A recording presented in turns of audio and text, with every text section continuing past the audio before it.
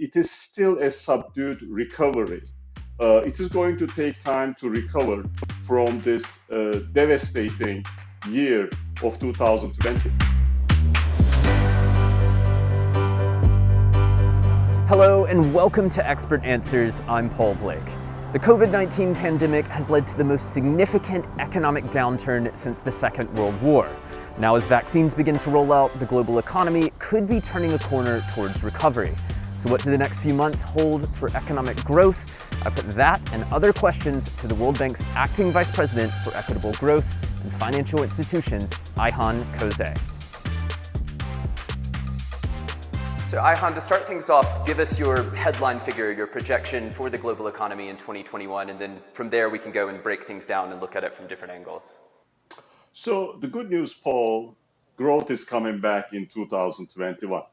At the global level, we are expecting growth to be around 4%. If you look at advanced economies, they are going to deliver growth around 3.3%. And if you look at emerging developing economies, we are expecting growth to be around actually 5%. We just need to think about that big 5% number in the case of emerging developing economies, because China plays an important role and China is doing quite well. And we expect China to deliver high growth number in 2021. If you take out China, that number is going to be 3.4%. Not so good news is that it is still a subdued recovery. It is going to take time to recover from this devastating year of 2020. And I imagine one of the things that's going to be the key to unlocking that recovery are these vaccines. We've had some positive news here in the past few weeks about vaccine approvals in different countries, rollout beginning in different countries, yet so much is still unknown. How do vaccines factor into your forecast? I'm assuming that it just creates tremendous uncertainty. Vaccines are critical as we think about health outcomes, as we think about growth outcomes, because vaccines are the kind of the single most important tool we have under our disposal to contain COVID-19. If things go well and we have widespread vaccine deployment in advanced economies, major emerging market developing economies, by the end of 2021, I think that these growth forecasts are going to be reasonably fair. But if there are some hiccups in terms of, you might have supply bottlenecks. And when you look around the world, it's not entirely clear large chunks of population are going to be willing to be immunized. So if those types of downside risks materialize, of course, that will affect how we are going to get rid of these distancing measures, containment measures, lockdowns. And then we might have weaker health outcomes and weaker growth outcomes. So the good news is that there are some few very highly effective vaccines. They are going to change the trajectory. Now it is up to policymakers to make sure that there is widespread deployment of vaccines to a large share of population around the world. Talk to me a little bit about your upside projections and your downside projections. And for people who aren't aware, this is sort of one of the ways that you guys account for some of that uncertainty. You sort of say, this is our optimistic projection and this is our pessimistic projection. Can you talk to us a little bit about what you're finding in this current report? We have certain assumptions, and the most important assumption is, of course, the vaccine deployment. By the end of 2021, you have vaccines widely, basically available in advanced economies, major emerging market developing economies. In 2022, global community does even better in terms of distribution of vaccines.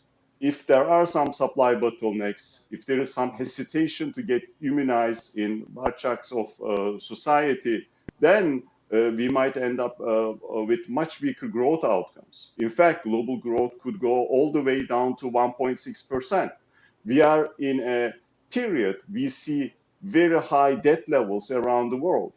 If we see, financial crisis in some countries, we might end up with even weaker growth outcomes. There is an upside risk, and the upside risk is that these new vaccines coming to the kind of the marketplace much faster, distribution is much faster, immunization rates much higher by the end of 2021. And if that happens, of course, you might see global growth going all the way up to 5%. And that's our hope at the moment.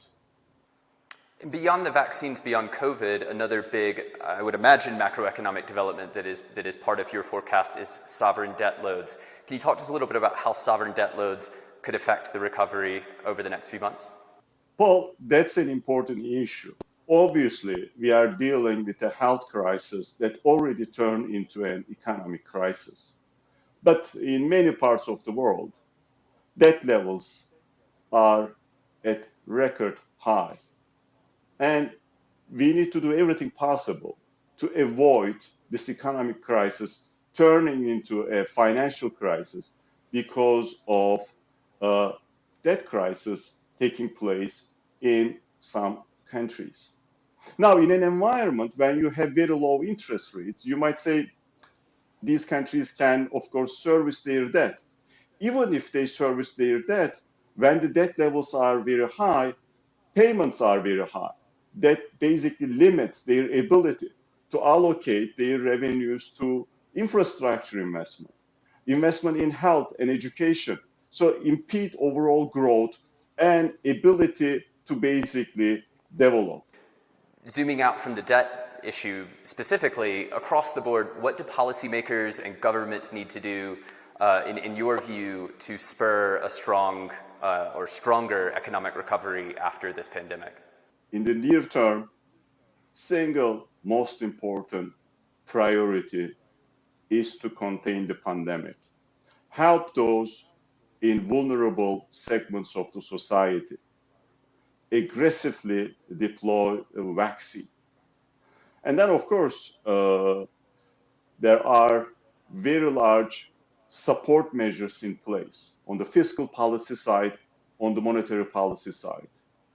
Governments need to be extremely careful while thinking about withdrawing these policies. We already talked about record levels of debt and the consequences of, increased interest rates. There will be a recovery. There will be some sort of normality, but obviously that recovery, that normality will be different than what we had prior to the pandemic. I think we need to expect the best outcome, but prepare for the worst possibilities as well. Policymakers need to do the right thing. Well, Ayhan, thank you so much for taking the time to share your thoughts with us today. Thank you.